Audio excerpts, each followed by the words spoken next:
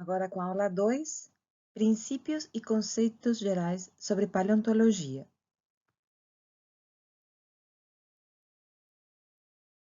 As palavras-chave do módulo 1 são bioerosão, bioincrustação, bioestratigrafia, bioestratinomia, coprólito, fóssil diagênese, fóssil, fóssil guia, icnofóssil, microfóssil, paleoambiente, paleobotânica, paleoclima, paleoecologia, paleoicnologia, paleoinvertebrado, paleontologia, paleovertebrado, resto fóssil, somatofóssil ou fóssil corpóreo, tafonomia e vestígio fóssil.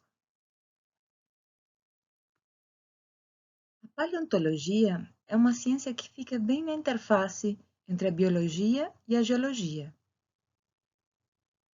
E ela nos ajuda a entender o tempo profundo, de onde viemos, a relação entre os seres vivos e o planeta e também a impermanência das coisas. Mas o que significa exatamente a palavra paleontologia? A palavra paleontologia vem de palaios, que significa antigo, ontos, que significa ser, e logos, que é estudo.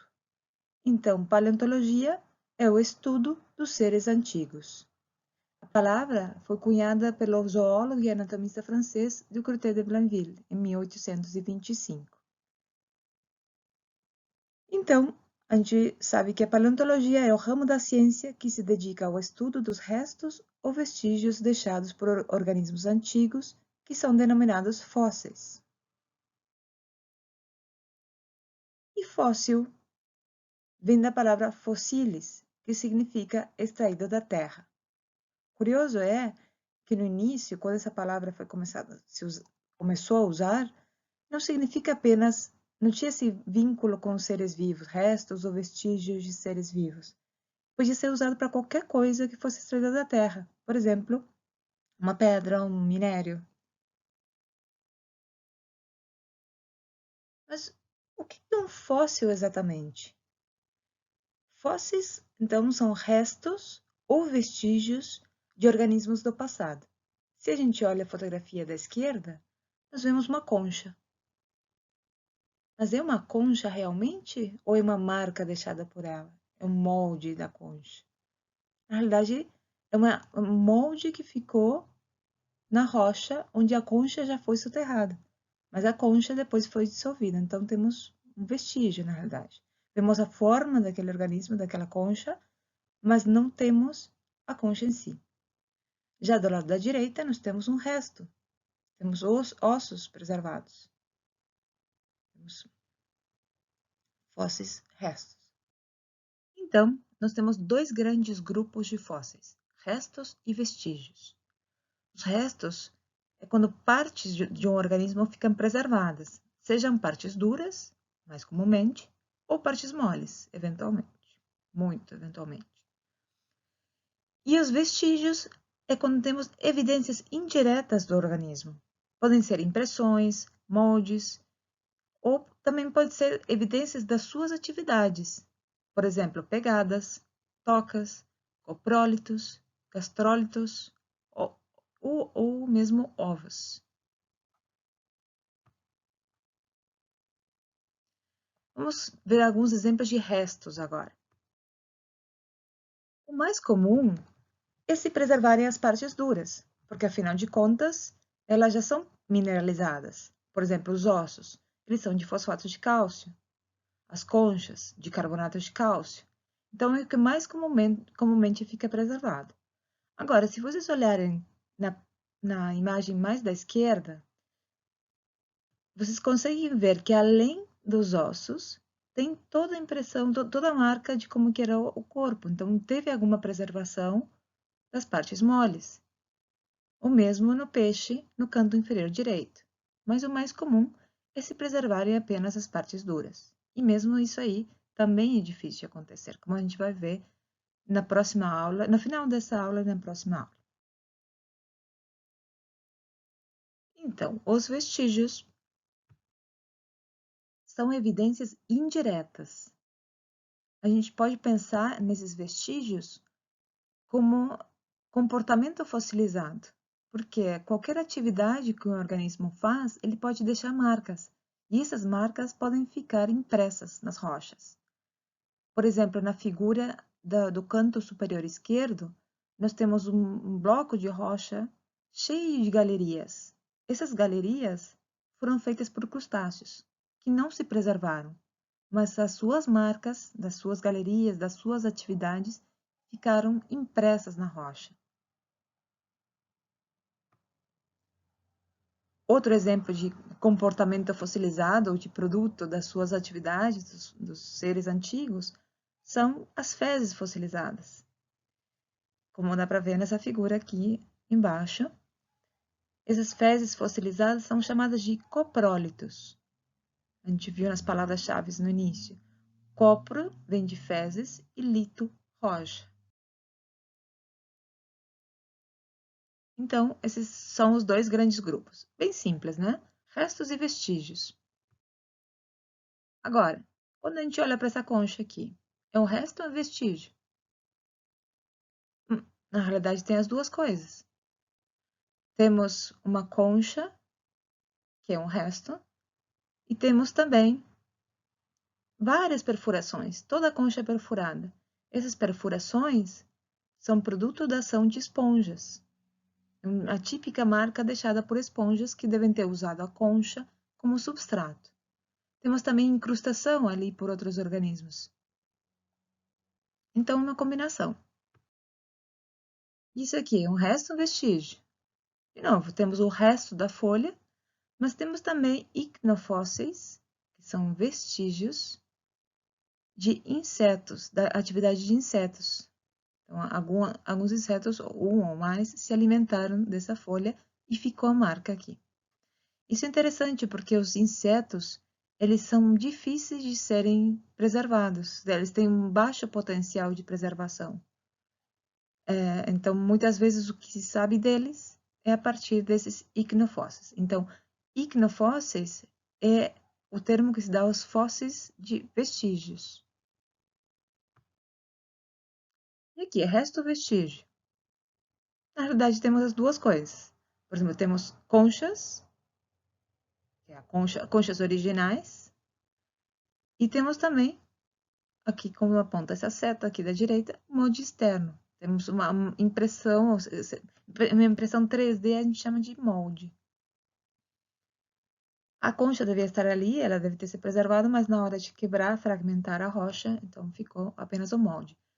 Mas muitas vezes acontece, como a gente viu no início da aula, mais antes, algumas conchas elas ficam marcadas na rocha, deixam seu molde, mas elas em si depois não se preservam. Elas são dissolvidas. E é um resto ou um vestígio? Nós temos embaixo uns ovos, arranjados como dentro de um ninho, como estaria num ninho. Então, isso aí é considerado um vestígio.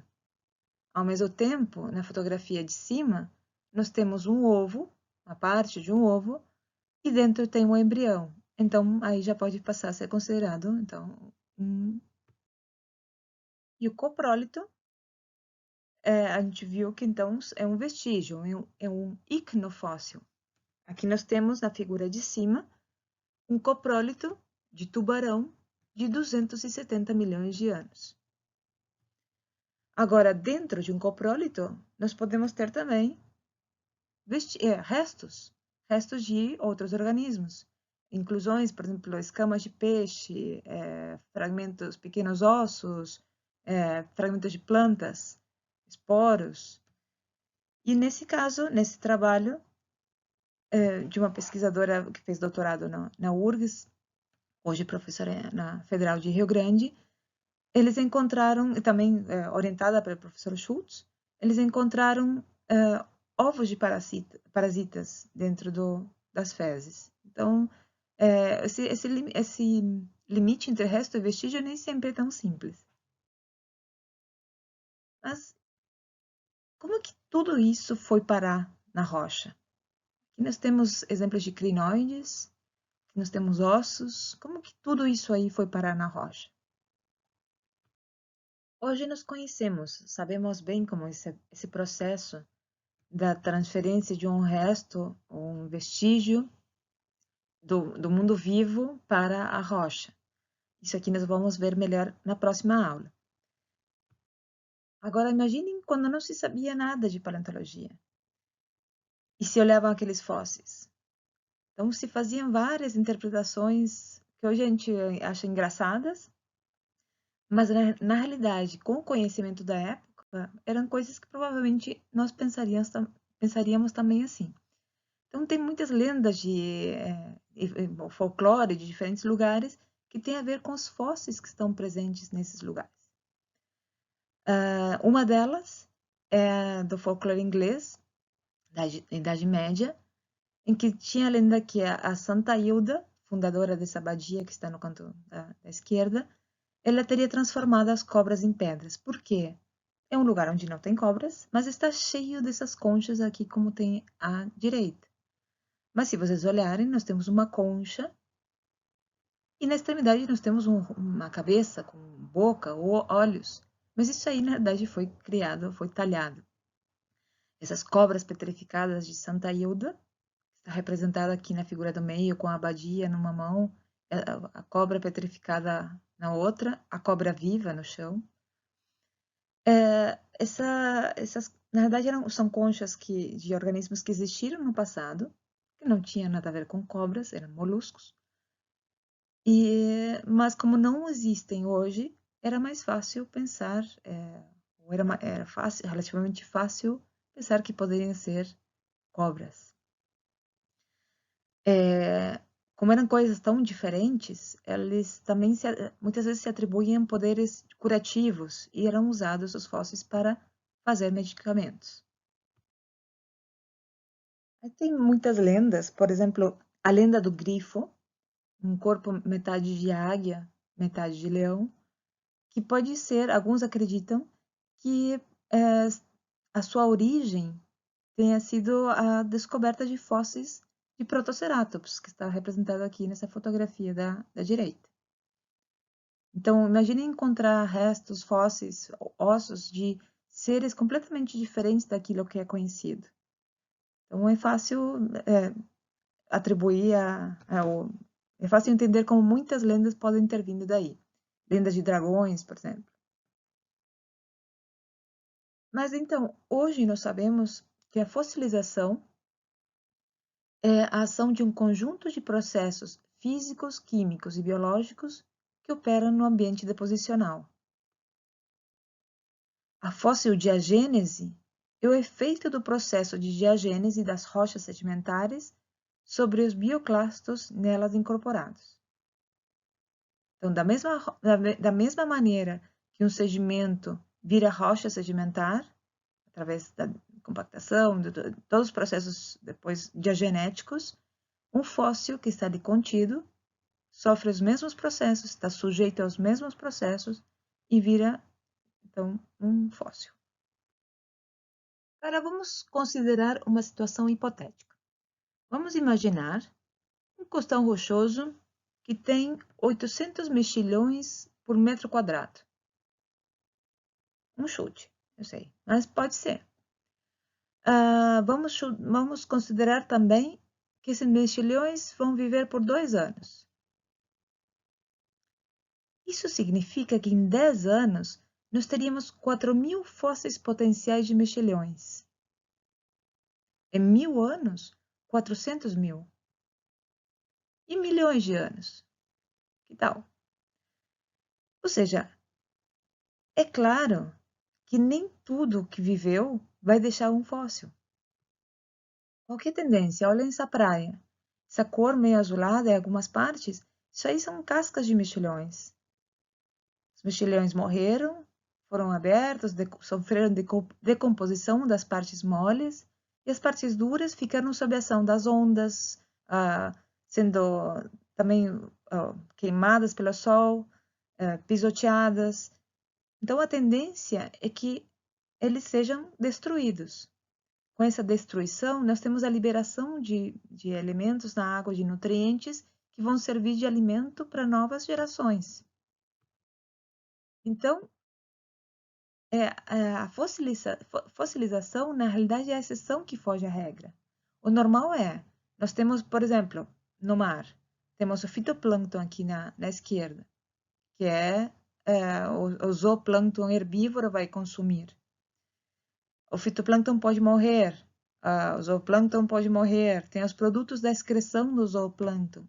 E tudo isso vai sofrer ação de bactérias, vai ser decomposto pela ação de bactérias e vai acabar liberando nutrientes. Aqui estamos pensando só na escala pequena, fitoplâncton, zooplâncton, pequena não em volume, mas em tamanho dos organismos. Mas qualquer ser vivo, a tendência é que quando morre, ele seja decomposto. E através dessa decomposição, libere os nutrientes necessários para continuar a vida. Então, a fossilização, ela representa a interrupção desse ciclo da matéria orgânica.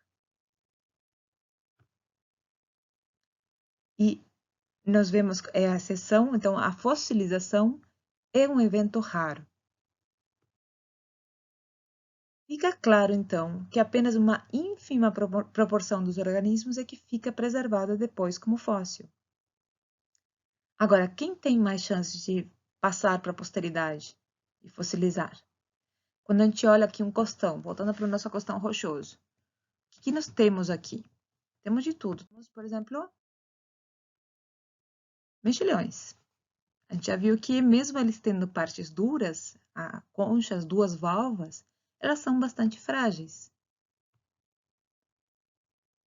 Temos também algas. Temos conchas de gastrópodes muito mais robustas. Esses aí têm mais chances de passar de fossilizar do que as algas. As algas são muito frágeis. Temos anêmonas. As anêmonas são apenas partes moles. Então, as chances de fossilizar provavelmente são menores. Então, tem vários fatores que controlam a preservação ou as chances de fossilizar. Alguns desses fatores ocorrem antes da fossilização mesmo. Por exemplo, o modo de vida do organismo. Ele vive enterrado? Ele vive nadando? Qual que é o ambiente onde ele vive? É um ambiente mais dinâmico? É um ambiente mais estagnado? Quais são os níveis de oxigênio daquela água? Se tiver condições de pouco oxigênio, não vai ter tanta oxidação da matéria orgânica, talvez não tenha tantos decompositores. Qual que é a composição química do tecido? Qual que é a composição química do meio também? E, muito importante, quais são as taxas de sedimentação?